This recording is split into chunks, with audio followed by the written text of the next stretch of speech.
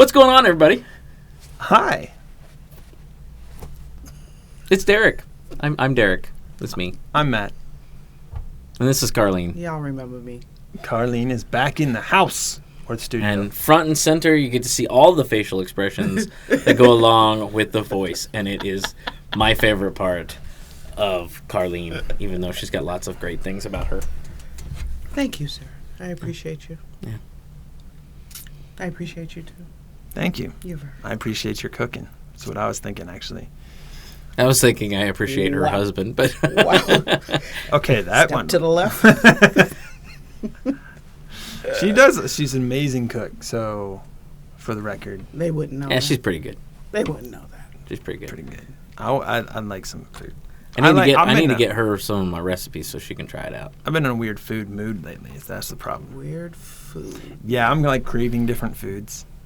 Like I've been soon. I got to get myself some wings. I've been craving wings, but like today, I was in the office Like and what Nick and kind Derek of were wings? talking about this burger that you can get in Minneapolis, Minnesota, and now I want a burger so bad too. So Yeah, I had a pretty good burger today. Believe it or not, it was Joe's Cafe. okay, Got a pretty decent burger. Not the best burger in the world, but good. Joe's Cafe, Joe's Cafe. in- Cash only in Lehigh. in Lehigh Acres, Florida. Ew, that little rinky-dink little spot there, that looks Have like you it eaten needs there? to be cleaned. Oh, it probably does. I've But heard good things about the food. I've Those not are the been there myself. those are the greatest like little places. Let me tell you something. You're right. Those are the greatest little places. But if I walk in and I don't like the smell, Oh no, or it I doesn't don't smell like bad. the look, I won't eat I there. I haven't gone to the bathroom there. That's what I judge things on. Okay, so that's The interesting. bathroom? Yeah, because if the bathroom is nasty, I sure as hell don't want to eat there. Sorry, I said the word. When it hell. comes to restaurants, it's okay. Well, when it comes to restaurants, I judge them more on like if I feel like the food is taken seriously. You know, Yeah. like if I don't know. I want food that's like. What do you mean by can- taken seriously? Like I want it to either show that look, we want you to have a really great meal, so we're or it's because we want to serve good food. We want to be known for good food, so there's a seriousness to it. Or there's so much love in the food that just comes I was naturally. gonna say, okay, Like all right. I love it when like you've been places like little diners and stuff. We're completely not getting on subject already, but little diners and such where you walk in, you feel the love. You walk in the door, you're like, man, somebody loves this. They love people. They just want to do it for love. And then some Yeah. people just want to have a really great restaurant. That's their passion, and they want to serve good food. And so there's a seriousness that comes in from different ways. I think. I appreciate Joe's Cafe because of the atmosphere. So, and it's okay food. I mean, it's not bad. It's decently priced. I got a burger and fries for $10, right? Okay. So Can't even get that at McDonald's anymore. right, I know. So like, and it's a nice burger. I mean, it's good. So I don't know. Like I don't know. everybody's kind of So we're down to not, earth. It makes me feel like where I'm from. I don't know. we're not actually talking about food all day today. Today we're talking about faith and Jesus in the workplace. That's what we're looking to talk about today. It is. Yeah. Mm-hmm. So we'll whet your appetite with that. I can't help it. It's so bad. Wow. What he means to say is we'll give you something to chew on for a minute. Carlene's hurting on the inside. Just eat my glasses. How about them apples? How about it? Green or red? Oh, might be. I always visualize red first. Why? I don't know. Is there a judgment in this? I was just asking a question. No, that actually, was not so an did ask. you know? I That don't was know. a judgment Like ask. why? Honestly, that's something that Why? so we're not on topic yet. So why not? That was actually something that helped my marriage. Believe it or not. No, I'm not kidding. So we realized Red apples? Well, I'll get to that. So we were looking at this research, and they got the finger. yeah, Sorry. you got the finger.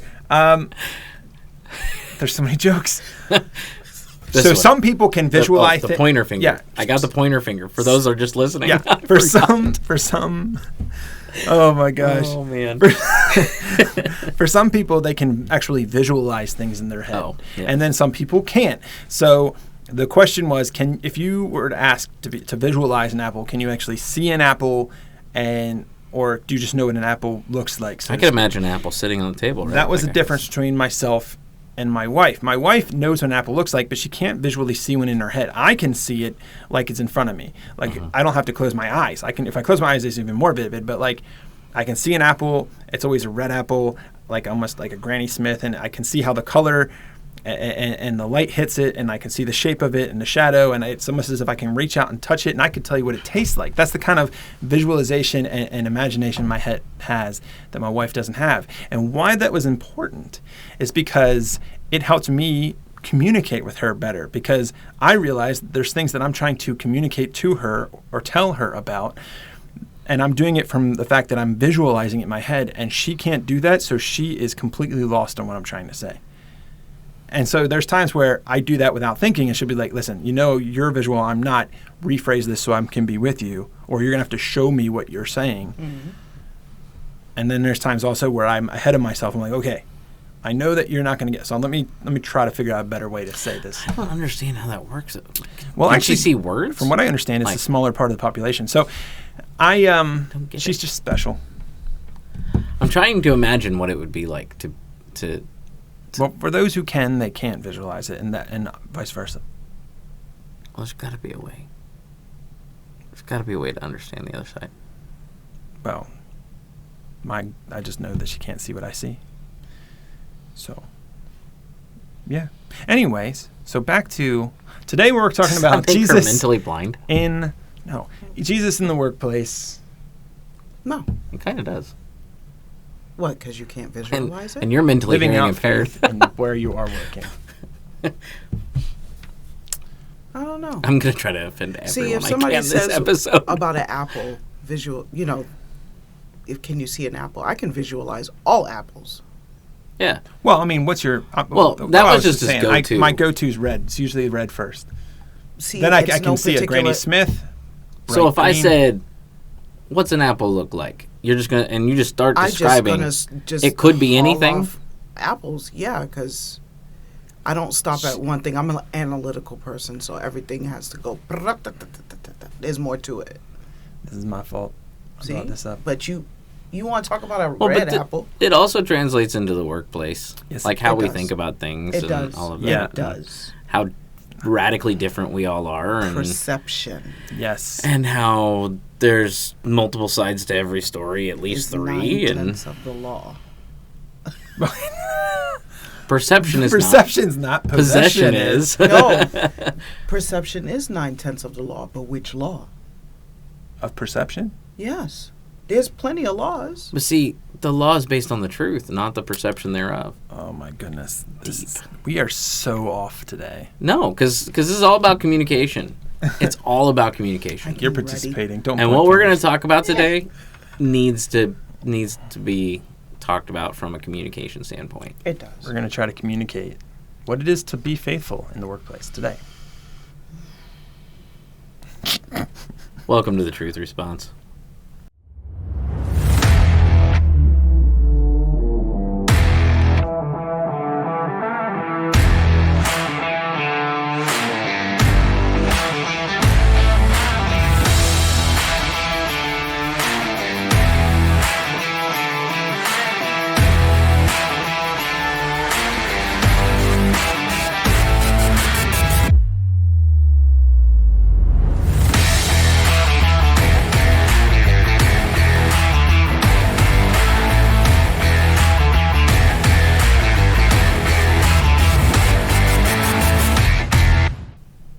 Matt, you pray for us today? You know what? I'd love to pray for us.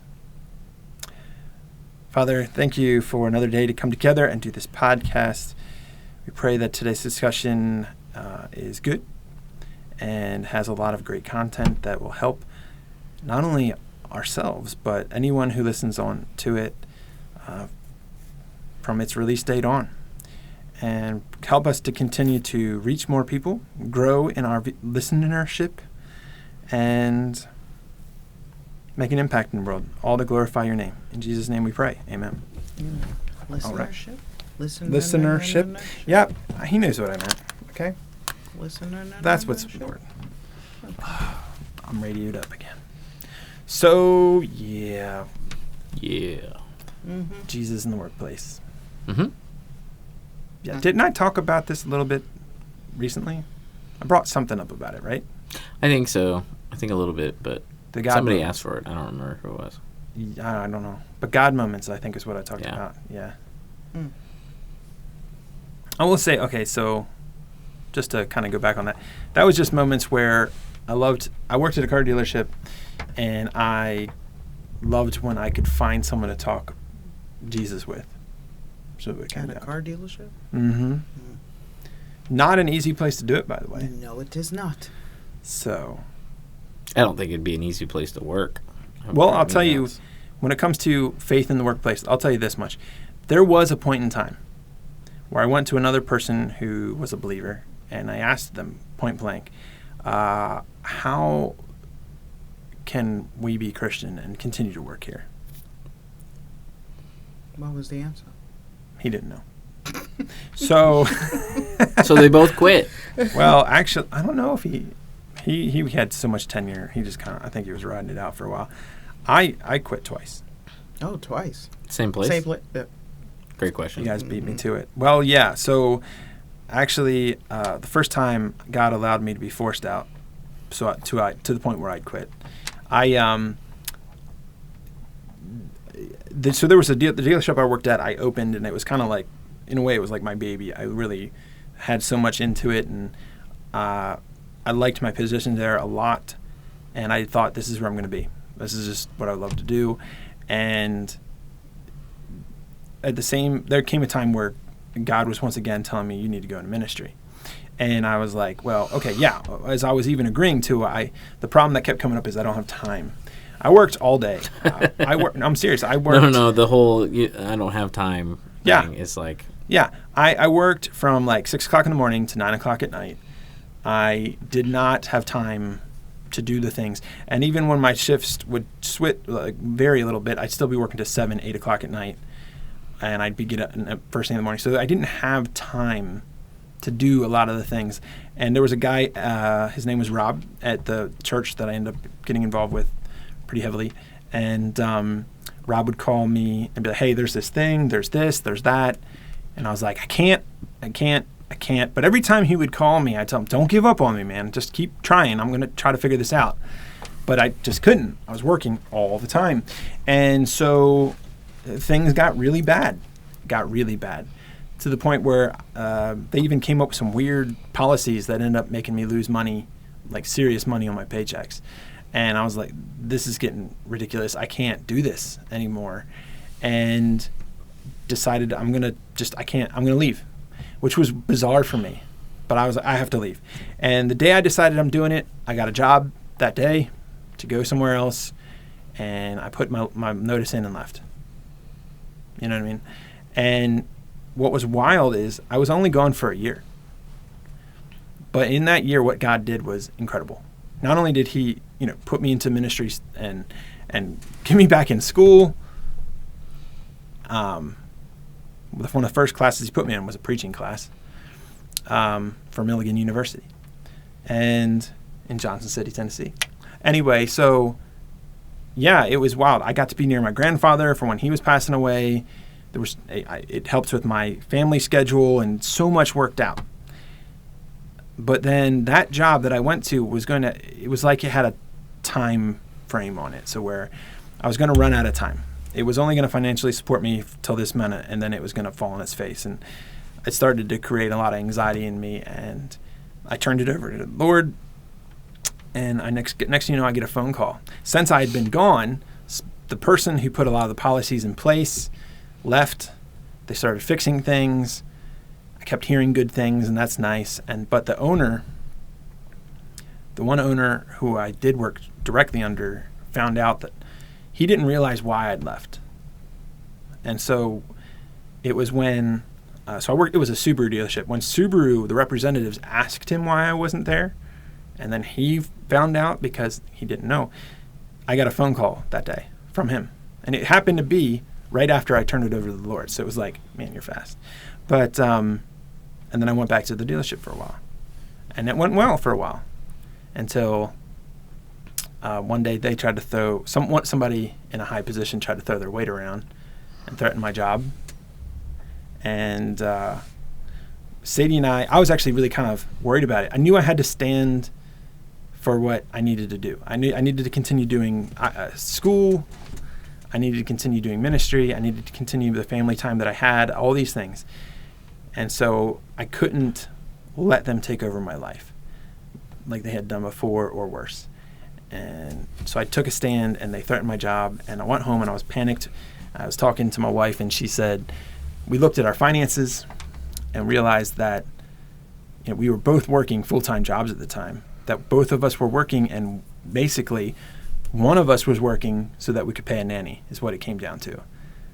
Like, our working 2 jobs wasn't benefiting us financially. One of us is working basically to pay a nanny. And when we realized that, it was like, well, both of us don't have to be working. And my wife, listening to what she felt God was leading us to do, started suggesting that I came home, which was a bizarre thought for me. Never really crossed my mind. Just so I could continue to, I'd go home, stabilize things at the house, wouldn't have to pay for a nanny. I could just focus on ministry, finishing up schooling, because at that point I was in seminary. And so that's what we did. I took the leap of faith, let go of this thing. At one point, like I said, it was my baby. At another point, I was like, I'm done with this. I'm ready to, this is a chapter I'm turning in my life. So it was kind of a weird ride, really weird ride. You never know what's going to happen as you follow God. And there was a period of time where especially on the second, we like to call it in that, we used to call them tours. On my second tour at the dealership, I felt strongly that this is what God led me to because of the events that led up to it. But I would pray sometimes. There were days I'd have that were so bad, I'd be like, God, how much longer do you want me to do this? How much longer do I have to do this, work here, put up with these kinds of things? Like, there's other things. I felt the desire to do different things for him. And but I just continued to stay faithful until the events just unfolded as they did. It's sometimes hard to do that. We get impatient very easily. When you're trying to live a good Christian life, meaning following Jesus and letting him lord your life even through the places that were planted. And it can be real easy to lose our patience in that and be like, well, this isn't how I like it. But God's like, yeah, I know. But give it time. He'll work it out. There might be, and you know what, the thing that justified it for me a lot was my God moments. Were those moments where I'd have an amazing conversation with someone because I made a comment of their Jesus fish on the back of their car, or a cross hanging from their rearview mirror, or they'd see my Bible laying there, or some book that I'm reading that just so happened to be faith related, and we'd get in a conversation and encourage one another, or anything that was like, well, then that was the reason I needed to be there that day, is what I tell myself. Like, God wanted me there. That's a God honoring moment. And tried to find, I don't know, peace in the little things, At work. Yeah. It's tough. It is. Like I said, there's more. Not telling me anything I don't know. There are days I drove home going, Lord, I don't know how much longer you want me to. I don't know. I'm in a weird spot at my work because I do community service for a living, essentially. Like, I help run a food pantry, and I feed the homeless, and we do a bunch of other stuff there. And we're not necessarily supposed to, like, talk religion with people because we're not a Christian organization. We can if somebody brings it up or whatever. But, and depending on who's there. But I found myself becoming, like, I don't know, not, I apathetic, I guess. I'm becoming apathetic towards people's plights. It's weird. It's like, I see so many people abusing the system, and so many people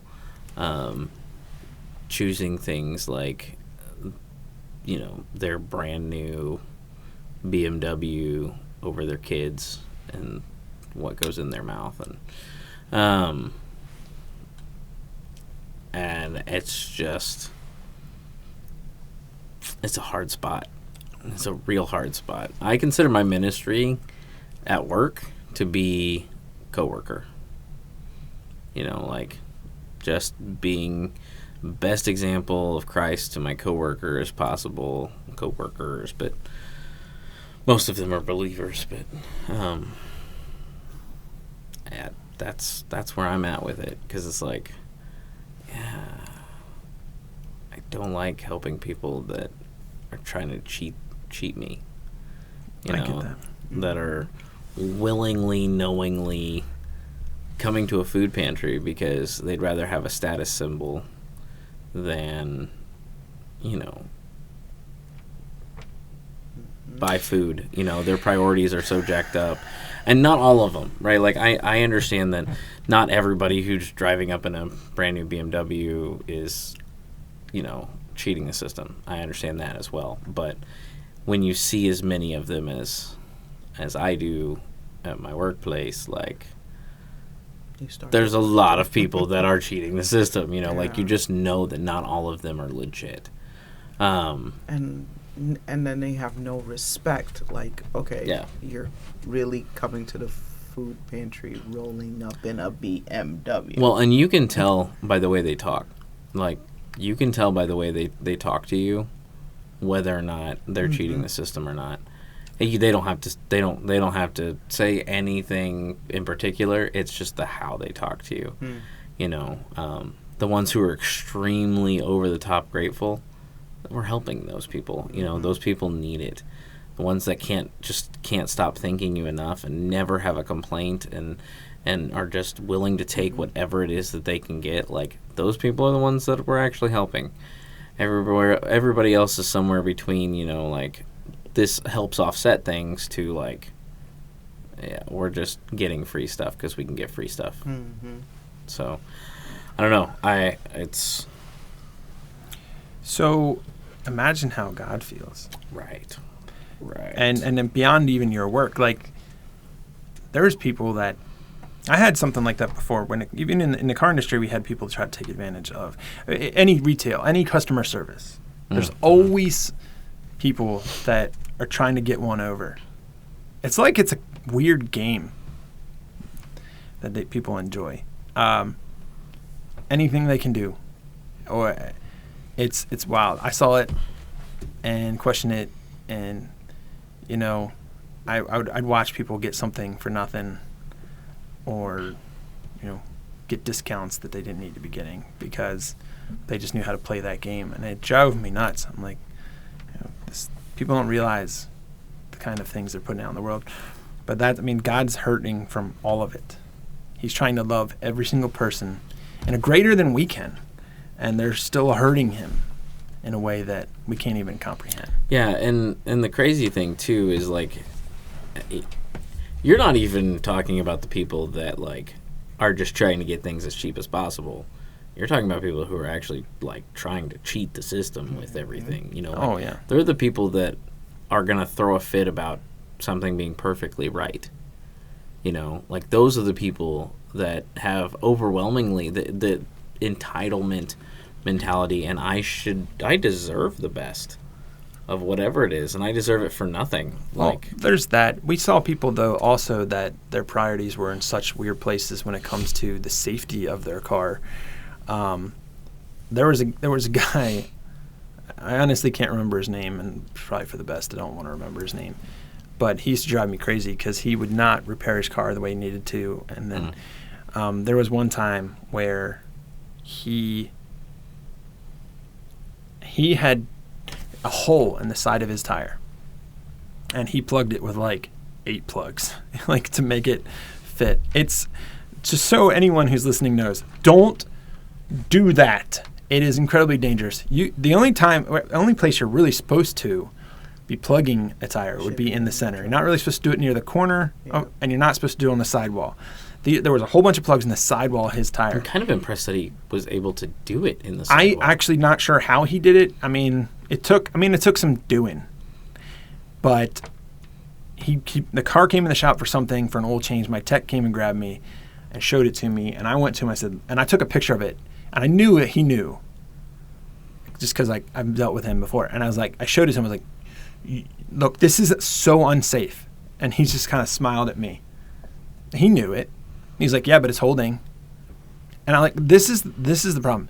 People like that, it's not just your own safety you're taking in your hands. This is the safety of everyone else on the road. Yeah. The chances of this blowing out and you're the only one that's are going down, because now you've created a situation where you could be on the highway surrounded by people and take the lives of other people because you decided not to. You didn't want to spend money on a tire. You spend money on other things, we can tell, but you're not going to spend money on this tire, even if you bought one. See, that's the thing. Like, he was driving a car that, so you understand what that comment meant. He was driving a car that was an all-wheel drive car, and when an all-wheel drive car, when tires are at a certain point, you replace them all. You don't just replace one because it could mess up the all-wheel drive system. I'd have felt better of him just replacing one tire than to do that. Like, it was, I mean, so incredibly dangerous. And the thing is he knows that there's nothing I can do about it. Like, I didn't have the power to condemn his car. The most I could do is put a strongly or very precisely worded comment in his file and in his paperwork that shows that we've seen this, we've made him aware of it, explained it to him, the whole thing, just so for some reason if something happens, it doesn't come back on us. That's the only thing I can do, and he knows that. And I'm like looking at him like, it drove me crazy, people that do that stuff. And that's just one example, by the way. But I'm like, anyway, so that's getting away from that, because now we're talking about customers. Well, I mean, the people that we work and serve and do all those things. When it comes to what it is to work in the workplace, like, I think some of the hardest things are people that are above us and the tasks Sometimes, itself. Yeah. See, I don't think the tasks themselves are as hard to keep my faith in the middle of. Like, that's easy for me. It's with the people. It usually is with the people. With ministry, I mean, I say it all the time, ministry would be so easy if it weren't for the people. If there were no people, it'd be real easy. But obviously, it revolves around people. So, yeah, I could see that's management matters. Management definitely matters. It's like a doctor saying that medicine would be easy if everybody was not sick. That's my point. Yeah. Yeah. I'm just saying. Anyway. Wouldn't it be, though? No. If nobody ever got sick, practicing medicine would be pretty easy. No, we'd all be out of a job. Why? We're going to governmental... No, sorry. Not going... No. He almost broke a rule. And so... That's not a rule. That's your rule. So, for me, I work... You guys know I used to do the ER. Yeah. I've left the ER. Not because of the patients and the pace, because I love the ER. It's the people I work with, Mm-hmm. And people hear you're a Christian, and it's like, oh. It's always this feeling of, are you gonna try to tell me about God, or they'll make you lose your religion. Or the whole, like, man, all Christians are blah, blah, blah, blah, yeah, blah, blah. They're all hypocrites. Are you a Bible thumper also? They say this, and don't they know this? And well, there's a lot of people that think they know better than faith in the medical field as well, who, when you say that you're Christian, they'll look at you like, oh, so you're an idiot. Because, obviously, and it's usually the atheists that are like, well, no, this is science. This isn't I mean, they both have a place in it. I think that they're not enemies. They're not, because there are some things that you really do have to look at it scientifically, but you have to look at it correctly. It can't be just, okay, you got diabetes, here, just take this medication. You got to try to talk with them and try to find out what's going on and why they eat the way that they do. No, it's not a different method. It's a different. It's a different. It's not a different method, but a different like reason to be doing it, right? Like, yeah. So But I'm no longer in the ER. So now I'm in mental health. I'm a psych nurse. So that's now a whole totally different demon itself. Because That's an interesting choice of words. it's the right choice of words. Oh, I understand that. I'm saying it's a definitely an interesting choice of words because, like, I've said it on here before. I think that it can be both, and I think demon possession hasn't gone down. We've just changed what we call it. People change their perception. I think Yes, the my demons word. have tricked us into everything is a logical, there's something to explain things away. Now, I'm not saying Always. both can't also be true. I mean, Right. there is an illness Yeah. There is. as well. There but is. Interesting. Yeah. So how do you bring faith into your workplace then? Or how do you live faithfully in your workplace? By example. Oh, that's a good one. Example. See, it's weird. 'Cause, like, I can talk about it, but I'm in ministry, so this is like, right. this is what I get paid to do. So I talk to my patients all the time. Coworkers, I try to feel them out first. yeah, Because I don't know this batch. I know the batch there, but I don't know this batch. But with my patients, like, part of recovery is submitting to a higher power, right? That's what it is. Part of recovery is that. So a lot of people are going through that. The authentic detoxing people, because I deal with detox, people who are detoxing. So, I try to talk to them and tell them, they'll, I've seen people that have cut their wrists and all that. And like, okay, so why did, I looked at a lady, as a matter of fact, let me just go back on this. So a lady came up to my window to get her meds. And she says, can you change my bandages? Sure, no issue. I took off the old bandages and I looked at her wrists. And I looked at her. And she said, I bet you're saying, why did I do this?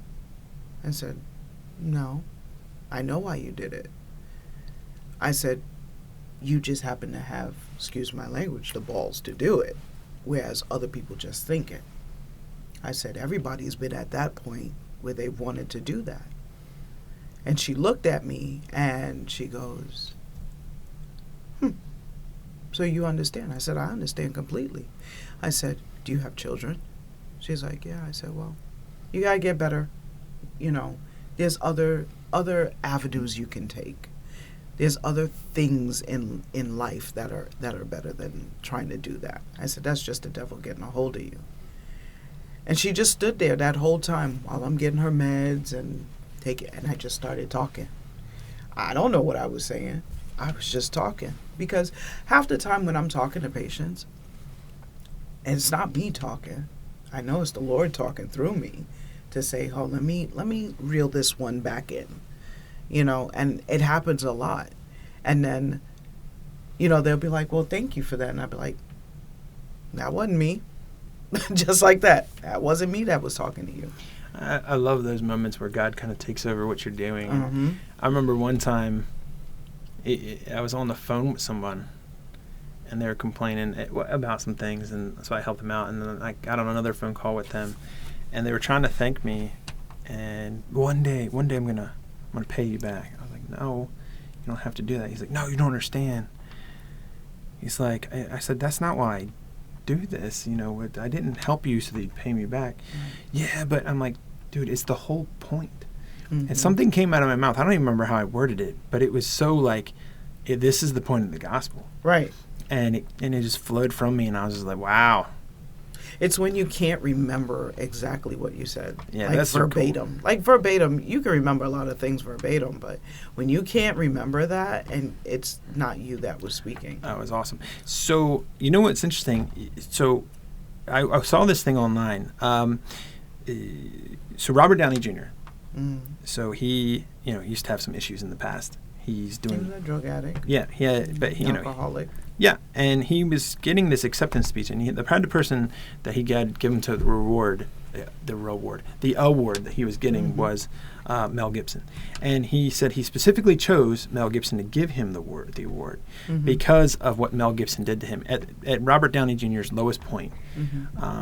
Mel Gibson gave him work, put him up, and basically gave him the advice: hey, look, you need to find your faith, no matter what it is. If it doesn't have to be my faith, it has to be a faith, but it has to be centered in forgiveness. And he gave him some really great advice. And I was sitting there thinking to myself, say what you want about Mel Gibson sometimes. Say what you want about where even Robert Downey Jr. was. You can say whatever you want, but what Mel Gibson did was being the hands and feet of Jesus. He supported someone who needed support, helped them get on their feet, and gave them the encouragement and the truth that he needed in order to go forward. That's not me saying that look, none of us are perfect, but that was an example. I think when he said that, I was like, that's Mel Gibson being exactly what he should be doing, Right. in faith. It doesn't get too much better than that. Well, maybe I guess the only way it would have been better is if somehow he was like, and he led me to the Lord and Savior Jesus Christ. That would have really made my whole day that day. But but he put in the work. And we don't know. Maybe that is what happened. Maybe. Well, I don't know. Planting seeds is important too. Yeah. That was a big seed because he then spread that seed. He spread that seed. Yeah. He told everybody the same thing. Right. Yeah. Right. And who knows how many crops grew and how plentiful the harvest actually is. Yeah. So it's amazing how even in even how people try to perceive us or how they want to treat us, there's moments like that where we can step into someone's darkness and make a difference and give them perspective they've never gotten. It sounds like that girl, what you were talking, you gave her a perspective she had not seen. I think that opened her up in a way that wasn't going to happen otherwise. I think I'm where I'm supposed to be. Yeah. And I mean, when I had resigned from Lehigh, August 10th was my last day there. And I thought I was good. I'm an RN. I can get a job just blinking. It took over a month before I got a job again. And I applied to 16 jobs that I know I'm very qualified for. Turned down. They turned me down. I had one that said, yeah, we want you. Give us a little while. We're going to try to figure this out. They were trying to say I wouldn't have started with them until October 21st. That couldn't happen. I had already been out of work for a month. So I don't know what it was, and I was just like, let me put in this application with Park Royal, and I put in the application, and I think by the time I hit submit to the time I pulled my hand away and was looking at something else, they called me for an interview. So I'm like, okay, God, is this where I'm supposed to go? So I think it is, because it's the only place that stepped up. And since I've been there, I don't know, I treat everyone as people. Whereas I watch some of the staff, and I'm appalled by the way they speak to somebody, yelling at them and telling them, go over there, and, I can't get that for you right now. And then I had the charge nurse say to me, she was like, because I was laughing with a patient, and she was like, oh, I couldn't be like you. I couldn't play around with patients. And I'm like, I'm not playing around with the patient, but I am interacting with them because that's what they need. That's what helps them on this journey of their treatment plan. We all have a part in their treatment plan. It's not about the drugs and the psychiatrist that they see and the doctor that they see. It's about us. Yeah. We're the ones that's going to show them you can do better.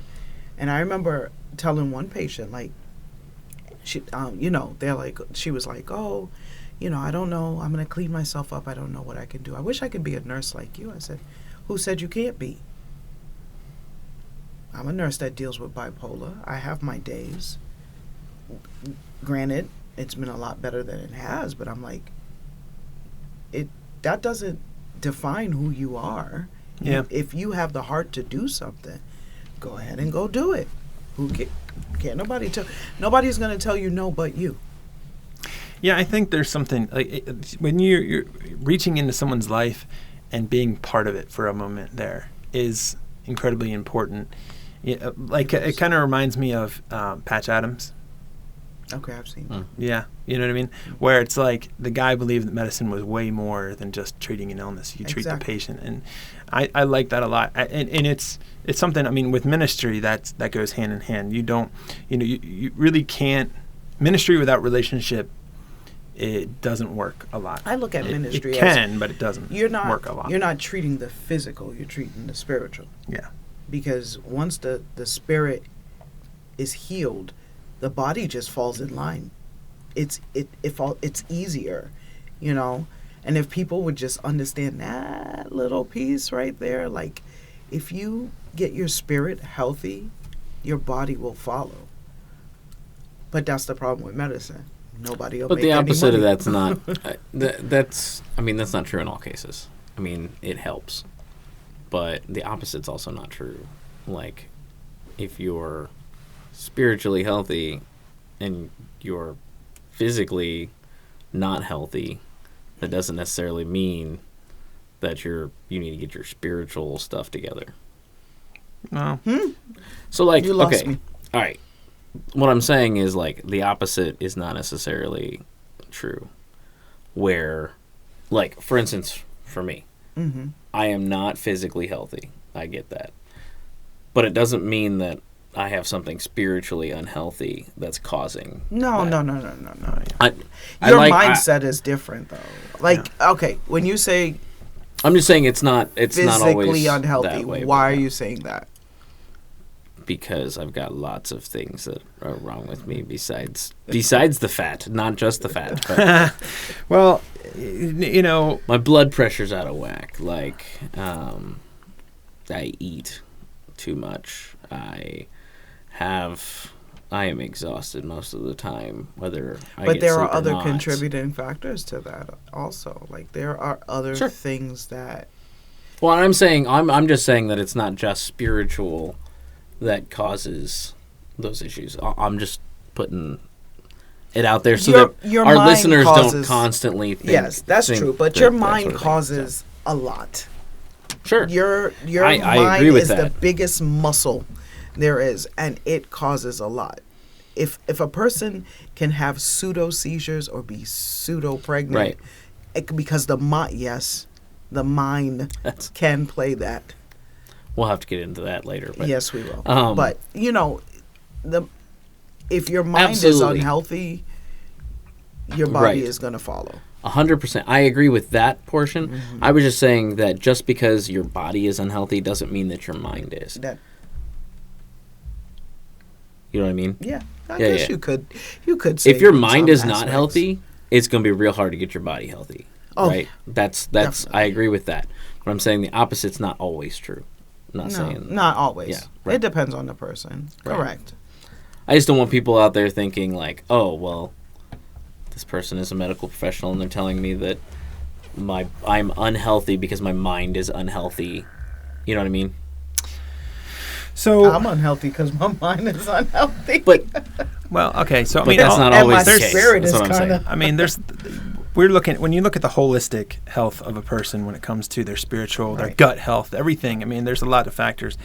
But I love that we fleshed a lot of that out. But I'm trying to get back to when we're doing our work. So I briefly talked about earlier the idea. Okay, so when it comes to working for someone, and that relationship between boss and worker and manager and all that stuff. I recently came across someone, actually, believe it or not, is my chiropractor. My chiropractor was telling me about how she takes care of the people that work for her. I mean, she really cares for them. She takes them all on a vacation every year, which is awesome. She really cares for the team to the point where, like, if she has someone come in and they're hurting, she called it the vibe, but when you're hurting the vibe, how everybody interacts, if there's a negative influence, she's got to get that out of there, you know. And I really appreciated the fact that she really wanted to have full support. She loved the people that helped her do the work, not just her working, but like helped everything that happens there happen, you know. And she appreciates that, but wanted to make sure they were comfortable. That there wasn't any problems there. I love that so much, and it reminded me of Ephesians 6, and it was talked about a little bit this past Sunday in church. That Jesse talked about Ephesians 6, where, you know, as you know, it's the passion where it's talking about slaves and masters, but I think at this point we would almost translate it, you know, workers and managers, or bosses, and you know, because, you know, as workers, we're supposed to be really great workers. We want to do what we're needed to be done, not just when we're being watched, but because we want to do good work as if we're working for the Lord, so that everyone can see. Do it right the first and time. you do it well, and I think it's a way of being of service. And a great example. I think that's something that's really great. But as a manager, I think it's awesome to see that kind of dedication to her people as well, where there's that protection that she's overseeing. Sometimes it's hard when you have someone that is cold-hearted or hard-hearted or stubborn, or anyway, that they don't seem to get it. Like that, people are just not expendable. You know, they should be valued just as much as the things that you're asking from them. You expect them to value it because you're the boss saying it, but you should value them because they do it, you know, and I think that's important. I've had managers that have really inspired me, even from when I was in high school and I worked at a Chuck E. Cheese. I managed the kitchen there. Well, it was a kitchen trainer is what they called it, but I trained people how to do work, you know what I mean? But as a kitchen trainer, I had a guy who inspired me because he was I will not ask you to do anything that I'm not willing to show you and get down on my hands and knees and do myself. It was incredible. He rocked my world when it comes to what a manager should be. I mean, he cared deeply about what he did. He took it incredibly seriously. He knew when to have fun. He knew when the work was on. And he was willing to make sacrifices and do more work himself if that's what it took to make sure it was done right. I loved it. And I had other managers that did that too, that really cared and would like have your back and the different kind of encouragement they'd have. And yet, then there's some people that you can tell pretty quickly when a manager's not a great manager. Definitely. When there's something about them that's off. I remember there was this one guy who was really short, and he had what people would call Napoleon syndrome. It was like he wanted so badly to prove that he was man enough to be in charge. He threw his weight around constantly. And he would try to fire people for nothing because he was an authority, and and I'm like, dude, you are hostile. What would we call it now? The new term for it is, someone's like, it's not volatile. It's the kids are, you know what I mean? Do you know what I'm talking about? Anyone? Oh, I don't know the lingo. Toxic. That's what it is. Oh, that's what the kids are saying now? No, they say people are toxic all the time. Toxic, I hear it a lot. I say people are toxic a lot too. Toxic. They use it in ways they shouldn't use it. But anyway, toxic, where it's just a toxic work environment. They're poisoning people, and they don't even realize they're doing it. You know, what's interesting is, like, sometimes some of us get to a point where we allow ourselves to become the toxic that's in the workplace without knowing it. I mean, I recently was there.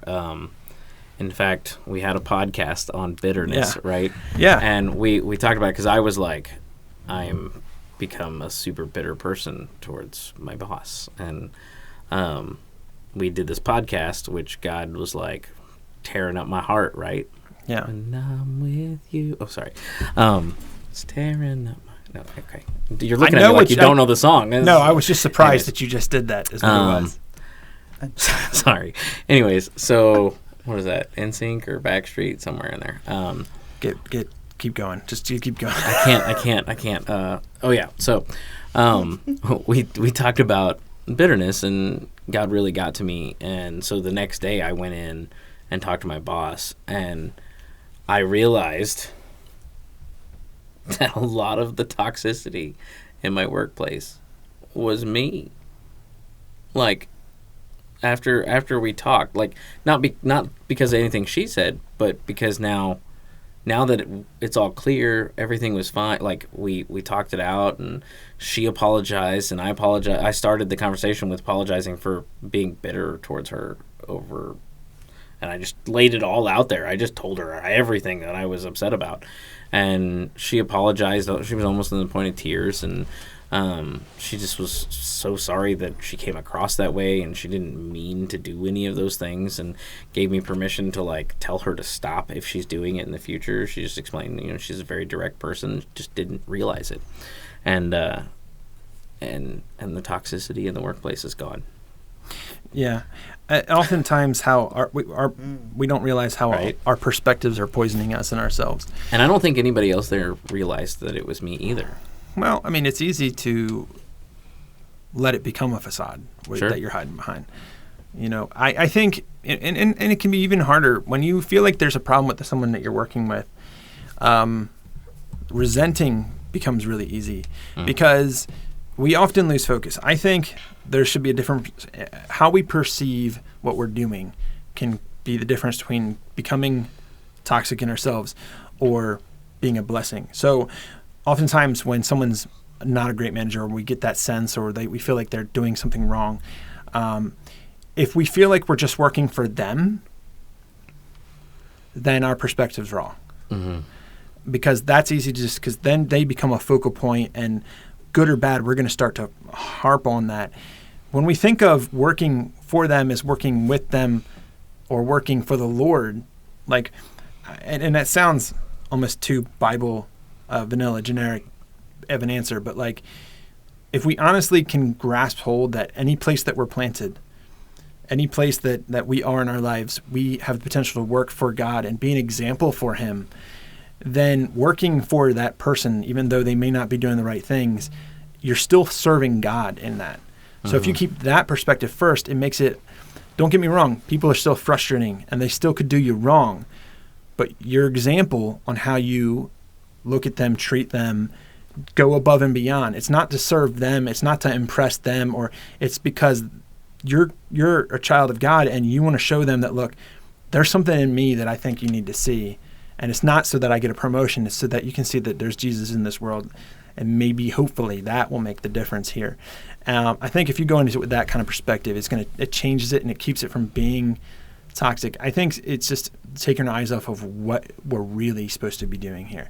We get paychecks to do jobs. I had plenty of jobs before I ever went into ministry that I went both ways. There was times I focused on the manager in a positive way, and there's ones I focused on a negative way.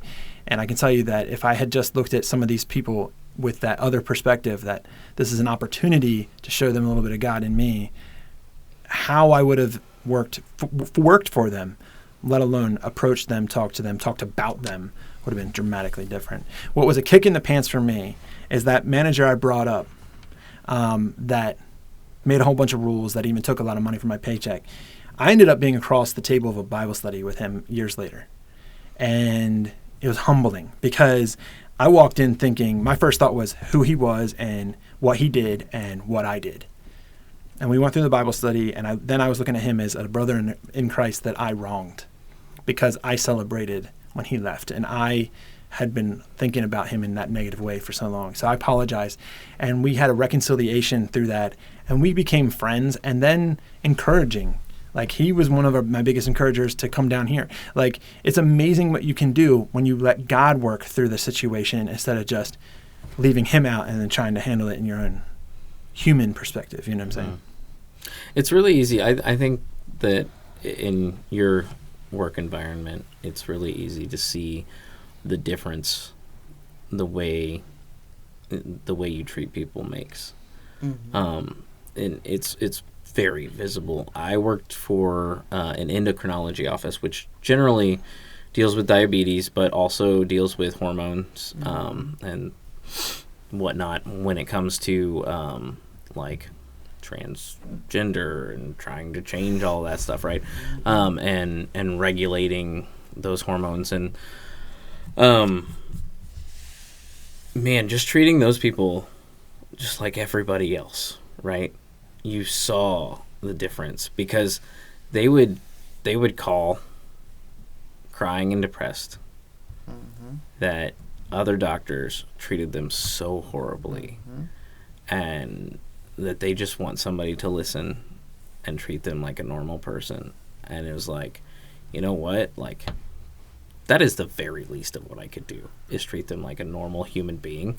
Like, how anybody treats them horrible is beyond me. We can disagree on your life choices all we want to, but, like, treating you like a human should be a basic thing, right? But you see, I mean, I saw a lot of people that didn't treat people like that as just humans, and I'm sure you've seen that working in the field longer than me. You know, yeah, that was actually something. General, so. I did a self-examination. I was trying to wonder, like, because I have I don't know. One of the reasons I felt comfortable going in and doing student ministry was that somehow I find ways to connect with students. And I was like, okay, how does this happen? Not that I was trying to reject it, more of just like, what makes this work? And something I realized is that, you know, people have different ways of showing that they care. The way that I show that I care is I don't treat them like I'm trying to be their friend. I treat them like I already am. Like, I meet a new student, and it's like I will treat them as if we've known each other forever, and I care about them, and I will talk to them like that. I think it's weird to try to go and be cool and try, like, yeah, there's ways to break the ice, and that can be tricky, but, like, I don't want to treat them like I don't already know them. I want to treat them like, yeah, I know you because you're one of God's children. Like, I know you because you were designed by my Creator, and that makes you brother. And I genuinely care about you, so, you know, how you came in this door doesn't matter to me anymore. You know, and so it strangely works for me to not work on trying to make the relationship happen, but just let it be as if it's already there. Well, and it's easy to get to a point of like, but I can't do that. I can't. It would be faking it. And I would tell people, if you're listening out there and you're like, well, I can't do that. That's not how I really feel. Well, you know what? As a Christian, sometimes you're called to fake it till you make it. Right? No, for real though, because because you've got to change your ways. You have to. You're not. I'm not saying what order you got to clean your house in, but you got to clean your house, right? Like, your house has got to get clean, and the Lord is 100% tugging on your heart to clean something, right? We are a new creation in Christ, not the old creation. Old things have passed away, right? That needs to die. The old you needs to die. So faking it until you make it, especially when it's a Christian attribute, like, you got to do it. You got to just. Yeah, gotta try. For me, a pro tip, if you want to call it a pro tip, was realizing that there's something good in everyone, is what I think. And sometimes it's harder to find in others, but I want to try to find it. I want to try to find the thing that I really like about people. And the reason I got there was, and this is the tip, God saw something in me when I didn't. Yeah. And if he can do that, and if I'm trying to live in his example, then I'm going to do that. Dude, Brandon Heath has an awesome song. I can't think of the name of it, but it goes, give me your eyes. It's give me your eyes, I think. Lord, give me your eyes. Give me your eyes for just 1 second. Like, let me see. That's such a good song. See people the way you see them, just for a moment, you know. And it better break our heart. Yeah. Yeah. Oh, yeah. Yeah. Or the opposite. It'd break our heart because we don't see people like that more often, right? Like, it's not just because you see the hurt, but you see the potential, you know? There's like, so much there. Every single human being has potential. Great potential. For right now. Not for later in their life, but for right now. You have a purpose for right now, and if you want to have a little more insight on that, you can listen to last week's podcast, talking about your purpose in God. But well, I mean, maybe that's a large part of it, though, is because I treat them as if I already know them. I ask them questions to get them to know them better, and finding when you take an interest in something, I think this is something that you've, if I may be so bold to say, that you've taken into what you do, is that moment where you take a genuine interest in the person. Yeah. Okay, so to me, it's in what I'm doing is show me good things about you, but what they hear is tell me about you. I'm interested in you. I want to know you. And you're special and you matter. And everybody wants to hear those words. And so it's just getting away from all the stuff that sometimes people are like, well, I have to do this first or that. No, just jump right in. And that is the thing that it's okay to be fake it till you make it on, for sure. Maybe. No. It's not. I don't have to fake it. Well, not everybody does. Well, here's my thing. Here's what I'm saying. I can't say I never do, because there's times where I haven't seen it yet, but I'm going to go until I do. For some people, it's really hard to get to a point where they're genuinely interested in the other person they're talking to. Some people are just not interested in, right? I don't care to talk to you at all whatsoever, right? That mentality. But if you treat them like you do, eventually you're going to care about that person, and you're going to start caring about everybody that's in front of you. Like, it just is, that's how humans work. I'm surrounded by transgenders, homosexual, but I can't show them that I don't agree with that. I'm not going to bring it home. I'm going to respect everybody, because regardless, you're a human being. Love them first. Right. Yeah, I've gotten asked before when it comes to if a person is a certain way, how do I approach that person like I approach everyone? If they're a person and God loves that person just as much as he loves me, no less, no more. And we have to remember that while we were still sinners, Christ died for us. Exactly. Agreed. Yeah. You got anything else you want to say before we wrap this bad boy up? No. Okay. No crazy advice? You're always looking for crazy advice. So, what was my saying? T-shirt. Yeah, give me a second. My saying was It was good. I'm gonna bring it up. I was looking at it today, or yesterday. I mean. What is it? What was it? Don't be a statistic. No. Be rebellious. Break the cycle. Yes. Hashtag don't be a statistic. Don't be a statistic.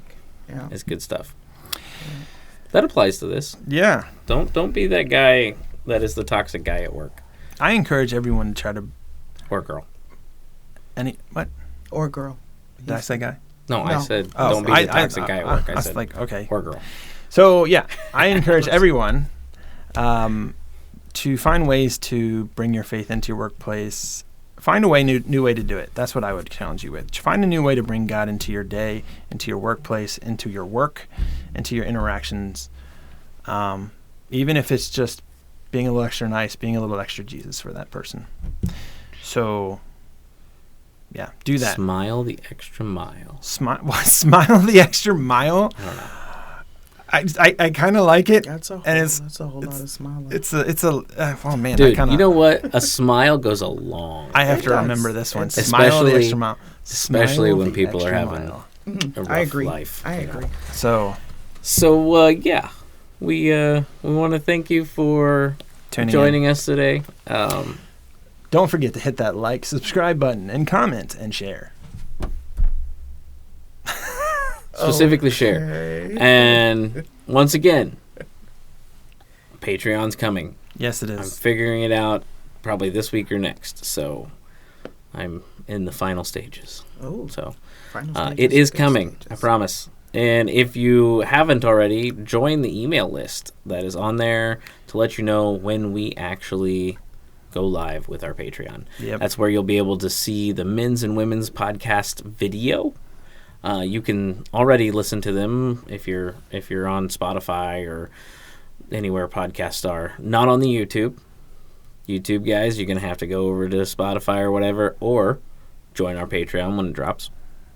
And we'll have some extra little goodies on there for you, too, that it's going to drop once a quarter, and then there's some other things, too. So You're going to have little extra caveats. Caveats. I love that word, caveats. It sounds, we're going to have her really nice. We're going to have her prepare the caveats with her extensive chefing skills. And nursing. And nursing. She's going to serve you up some good nursing caveats. So, yeah, like you said, like, subscribe, and most importantly, share and comment. We want to hear from you guys. This is something that we're doing for you all, but also we're doing this to make God known. Yep. So, yep. If you got thoughts, throw them on our YouTube messages. That would be great. Mm-hmm. Our comments, those things. Yes. Mm-hmm. So, thanks, y'all. God bless. Hey, thanks for joining us. Make sure to subscribe and give us a like on iTunes and Spotify so that you will never miss a show. And while you're at it, check out our Facebook and Instagram pages and make sure you tell your friends about this show. You don't want them to miss out on the truth, because we are all about the truth here. Thanks for joining us this week, and God bless.